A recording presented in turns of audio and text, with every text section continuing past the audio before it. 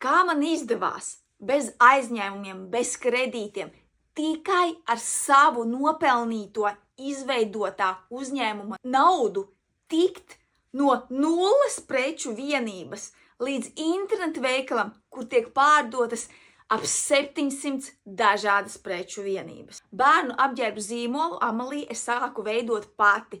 Iemācījos pati šūt un sākumā šuvu es tikai uz pasūtījumu. Bet es tā gribēju savu internetu veikalu, man tā gribējās, lai ir gatavā prece. Un tālāk, kad pieprasījums sāka palielināties, kas ir ļoti svarīgi, nevis to visu naudu paņemt un iztērēt savām vajadzībām, bet lielāko daļu sākumā vajag ieguldīt atpakaļ uzņēmējdarbības attīstībā. Tā es arī darīju. Es samaksāju sev, plus vēl daļu ieguldīju vienmēr uzņēmuma attīstībā.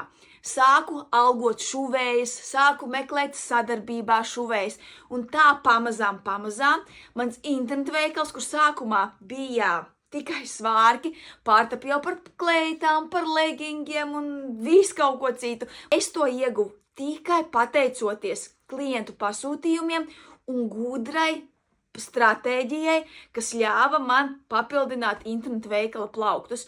Tā kā atceries, ja tu gribi pelnīt vairāk, būs vien tev jāstračo savs naudas mindsets un būs jāiesaldē nauda. Kāpēc jāiesaldē? Tāpēc, ka tu maksā par izējmateriāliem, tu maksā darbiniekiem vai cilvēkiem, kas tev saražos, bet klienti jau uzreiz tev viņu neizpirks. Tā ir uzņēmējdarbība, tāpēc būs vien tā jādara. Ceru, ka bija noderīgi. Ja kādi vēl jautājumi, raksti komentārā.